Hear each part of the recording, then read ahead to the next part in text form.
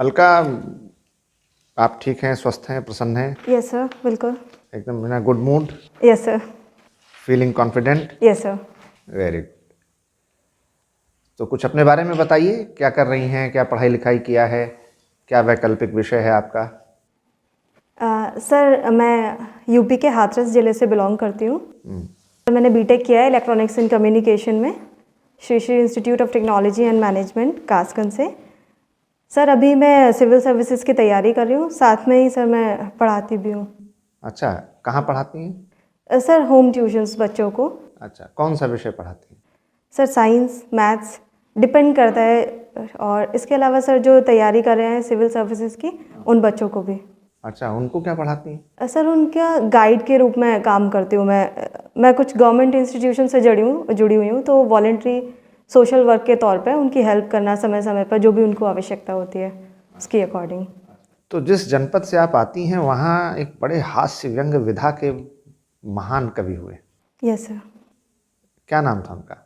Sir काका हाथरसी बोलते थे उनको, प्रभु दयाल गर्ग नाम था उनका। अच्छा, आजकल की कुछ खबरें आपने देखी, सुर्खियाँ पढ़ी? Yes sir.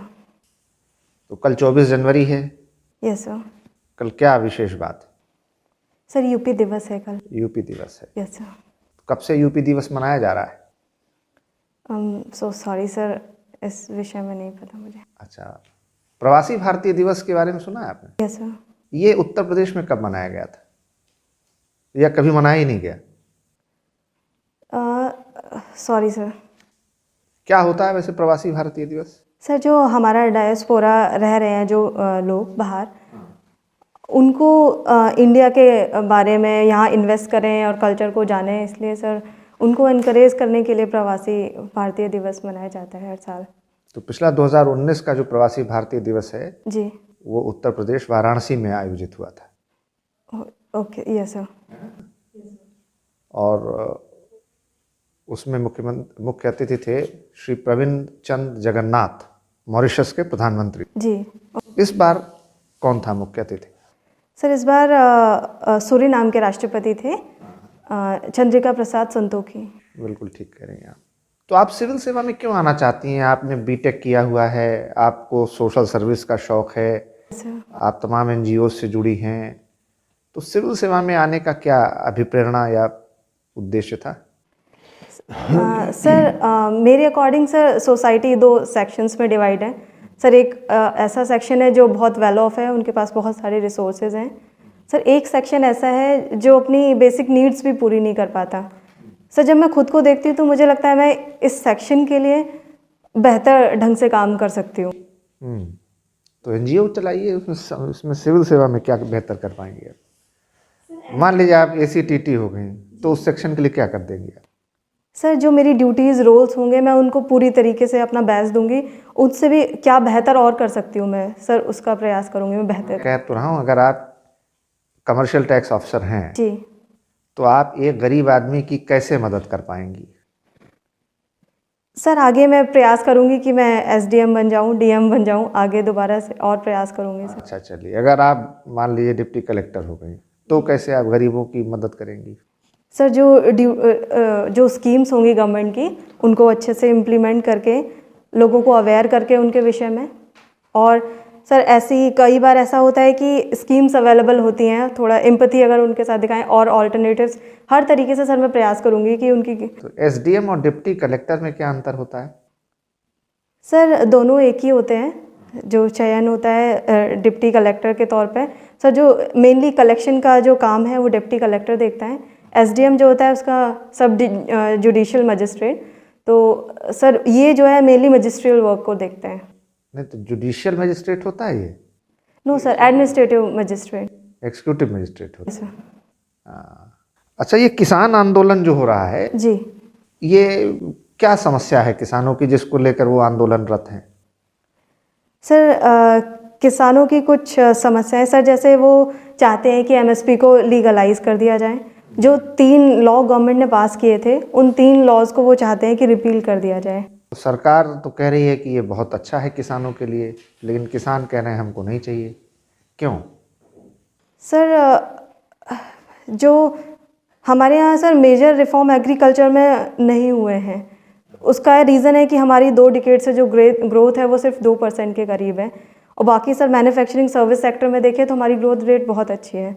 तो इस हिसाब से सर रिफॉर्म इस साल तो आपकी ग्रोथ रेट केवल एग्रीकल्चर में ही थी, बाकी तो सब ठप हो गया था। जीडीपी 23% यस सर नीचे चली गई। सर, लेकिन अब इसको इम्प्रूवमेंट के तो स्कोप है सर, चांसेस हैं कि हमारा सर्विस सेक्टर, मैन्युफैक्चरिंग सेक्टर दोबारा से बहुत अच्छे से करेगा। लेकिन सर एग्रीकल्चर सेक्टर इतना उसमें पोटेंशियल इतना ग्रोथ नहीं कर पा रहा है, तो सर इसलिए रिफॉर्म बहुत ज़रूरी है। लेकिन सर जो मैसेज गया है लोगों में वो गलत गया है, स्पेशली फार्मर्स के बीच में। तो कहीं ना कहीं सर मिस इंटरप्रिटेशन है कि वो समझ नहीं पा रहे हैं, और सर उनकी कुछ कंसर्न्स भी हैं। और आपका वैकल्पिक विषय क्या है? सर मेरा संस्कृत लिटरेचर है। बड़ा अद्भुत है। आप एक इंजीनियरिंग की छात्रा रही हैं, विज्ञान की छात्रा रही हैं। आपने चलिए विज्ञान का कोई विषय नहीं लिया, मानविकी का कोई विषय नहीं लिया, कला का नहीं लिया, ये संस्कृत आपने साहित्य लिया, ये क्यों, ऐसा कैसे? सर जो जिसमें मैंने बीटेक किया है वो ऑप्शनल नहीं है सर, इलेक्ट्रॉनिक्स एंड कम्युनिकेशन। तो सर उसके बाद मुझे कोई नया ऑप्शनल लेना था। सर जो मेरी मदर थी वो संस्कृत से पढ़ी हुई हैं, तो उन्होंने मुझे फ़र्स्ट टाइम बोला कि आप संस्कृत लेकर देखो, शायद आप कर लो। सर जब मैंने देखा संस्कृत के विषय में जाना, तो मुझे लगा मैं आराम से सिविल सर्विसेज की परीक्षा उत्तीर्ण कर सकती हूँ, इसलिए सर मैंने संस्कृत ऑप्शनल लिया। माता जी से प्रेरणा मिली आपको इसमें? Yes sir. अच्छा, ये वैदिक संस्कृत और जो आपने पढ़ी है इसमें क्या फ़र्क होता है लौकिक संस्कृत में? सर जो वैदिक संस्कृत थी उसके जो शब्दों के मीनिंग हैं वो आज लौकिक संस्कृत से अलग हैं, और सर उसको कठिन माना जाता था, मतलब कठिन थी एक्चुअल में सर, उसकी जो भाषा शैली है वो कठिन है, लौकिक संस्कृत की आसान है। या अच्छा, यस सर। इसके अलावा ग्रामेटिकल डिफरेंस भी है दोनों में? Yes sir. क्या? सर वैदिक संस्कृत में कुछ उपाप ध्वनि और जिह्वा मूल्य वर्णों का यूज़ होता था, लेकिन जो लौकिक संस्कृत आई उसमें यूज़ होना बंद हो गया। सर उसमें धातु रूप और शब्द रूप जो होते थे वैदिक संस्कृत में, उसमें बहुत विविधता मिलती थी टाइप। अब जो है धीरे धीरे करके वो विविधता कम हो गई। और माहेश्वर सूत्र सुना है आपने? Yes sir. ये क्या है? सर पाणिनि के अष्टाध्यायी में ऐसा कहा गया है कि जो शिव जी के डमरू हैं उससे माहेश्वर सूत्र की उत्पत्ति हुई है। तो इस माहेश्वर सूत्र पर ही उनका व्याकरण आधारित है? जी सर। अच्छा, इसकी संस्कृत साहित्य की जो रचनाएं हैं उनमें कितनी विधाएं, कितने तरह की हैं? सर ऐसे सर खंड काव्य, महाकाव्य सर मेनली यही है, और गद्य काव्य सर 3 पार्ट्स में डिवाइड कर सकते हैं। चंपू शैली सुना है? यस सर, ये भी वो है। क्या होती है?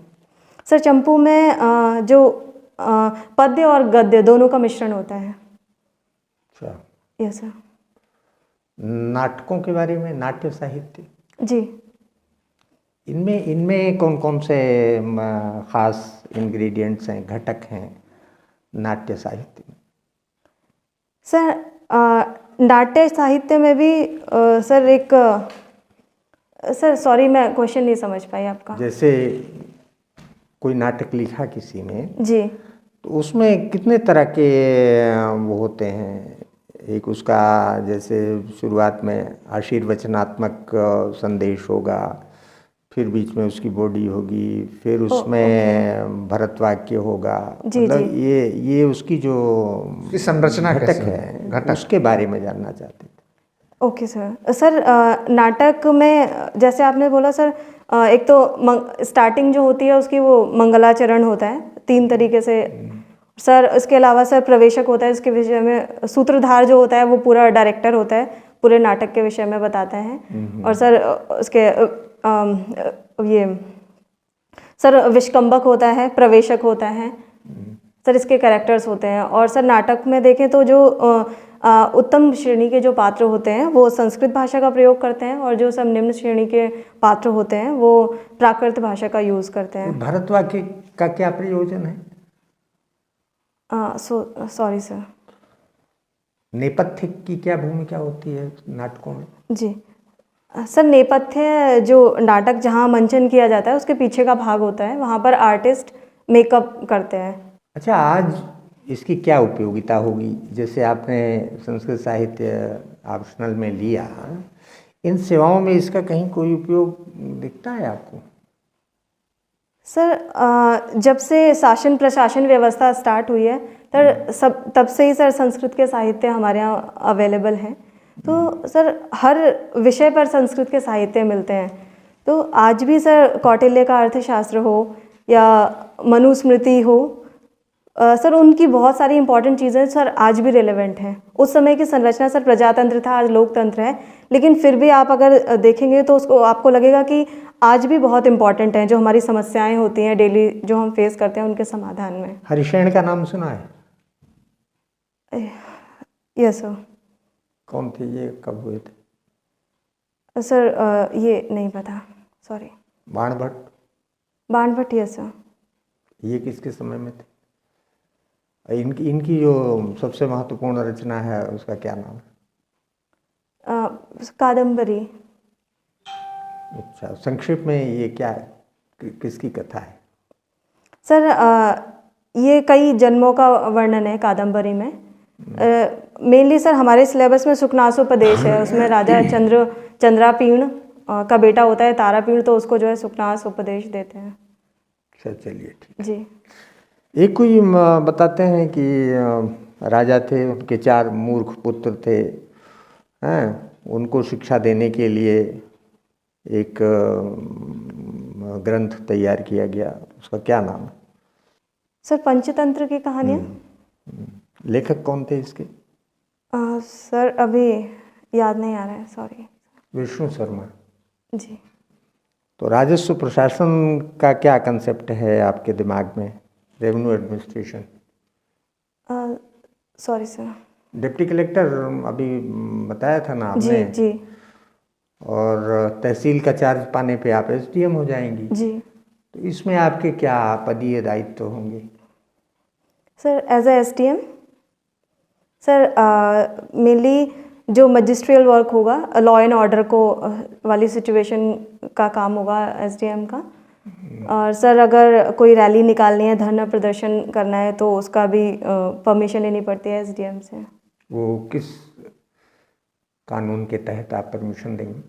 सर सीआरपीसी में दी गई है पावर। अच्छा, और बाकी आपके मजिस्ट्रियल काम और कुछ जानकारी में है?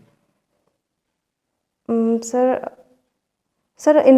सुपरविज़न भी और चेक भी कर सकता है रेगुलर जो अलग अलग डिपार्टमेंट्स हैं, जैसे एजुकेशन डिपार्टमेंट, हेल्थ डिपार्टमेंट, या सर ये जो 144 सेक्शन इम्पोज करना होता है तो भी एसडीएम की परमिशन लेनी पड़ती है। अच्छा अच्छा। पंचायत चुनाव होने वाले हैं, प्रक्रिया अंतर्गत हैं। जी। हैं? जी। तो ये जो त्रिस्तरीय पंचायतों की व्यवस्था हुई है, ये संविधान में कहाँ पर इसका उल्लेख है? सर शेड्यूल 11 एंड 12 में। अच्छा, कौन सा अमेंडमेंट किया गया था? Sir 73rd amendment 1992। इसमें जो सबसे बड़ी शीर्ष संस्था इसकी है वो जिला पंचायत कहलाती है। जी। है ना? जिला पंचायत का जो अध्यक्ष है उसके निर्वाचन की प्रक्रिया पता है आपको? कैसे वो चुना जाता है? Sorry sir. कोविड-19 का आप क्या स्टेटस है मौजूदा? Yes sir. Sir recovery rate हमारा अच्छा है और अभी बहुत कम लोग हैं जो उससे इन्फेक्टेड हैं। सर 97 के करीब है हमारा रिकवरी रेट, और वैक्सीनेशन ड्राइव चल रही है सर उसके लिए। जो नए स्ट्रेन की बात चल रही थी, यूके के नए स्ट्रेन की, जी, तो उसका कितना केस आए और उससे भी बचाव के क्या तरीके हैं, और ये जो हमारी नई जो वैक्सीन्स आई हैं जी, ये उनको कवर अप करती हैं या नहीं?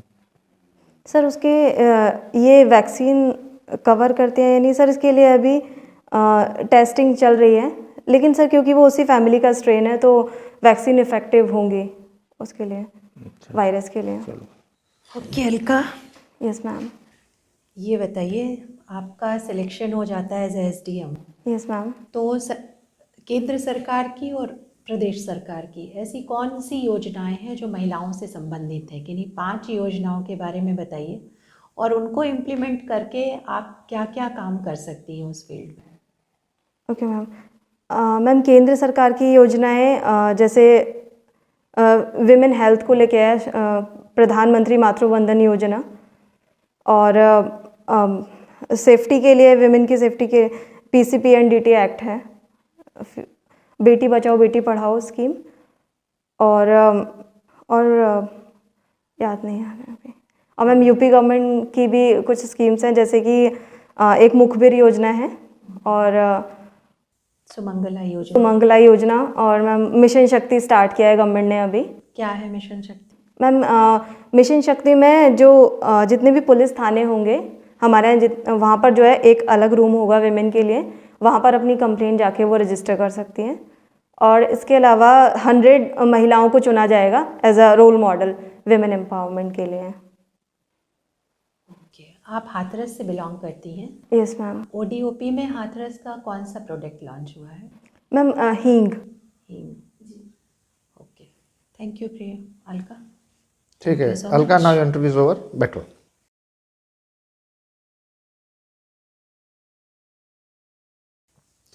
बहुत अच्छा रहा तुम्हारा इंटरव्यू, और निश्चित रूप से सिलेक्शन होगा। तुम्हारा बॉडी लैंग्वेज, कम्युनिकेशन सब बहुत अच्छा है, and we will all pray for your success. Thank you sir. 101% selection, all are good wishes, best of luck. Thank you sir. कुछ पूछना है तो पूछ सकती। सर इम्प्रूवमेंट कहाँ कर सकती हूँ? मुझे लग रहा है मैं नर्वस हूँ, मतलब देखो, नर्वस होना तो बहुत स्वाभाविक है, कोई भी एग्ज़ाम होता है, कोई भी इंटरव्यू होता है तो नर्वसनेस तो होती ही है, ठीक है ना। तो ये उस दिन भी होगी, जाहिर सी बात है। Yes, sir. अब उसका तरीका केवल ये है कि थोड़ा सा प्राणायाम करो, ब्रीदिंग एक्सरसाइज करो। Yes, जब तक बाहर कमरे के बैठना, इंटरव्यू के बाहर, टेक लॉन्ग ब्रीद। जी। और जो भी ईश्वर, जो भी जिनको भी विश्वास है, उनको मन ही मन स्मरण करते रहना। जी। बस, बाकी कब है इंटरव्यू? सर मेरा 29 को है। हाँ ठीक है। तो और तब तक जो ये करंट अफेयर्स हैं, डेवलपमेंट, अभी 26 जनवरी हो जाएगा, जी। कुछ ट्रैक्टर रैली चल जाएगी, कुछ किसान आंदोलन का कुछ और होगा। Yes, मतलब sir. इन्हीं सब घटनाक्रमों पर अपनी नज़र रखना, ठीक है। अखबार अच्छे से पढ़ते रहना, ठीक है।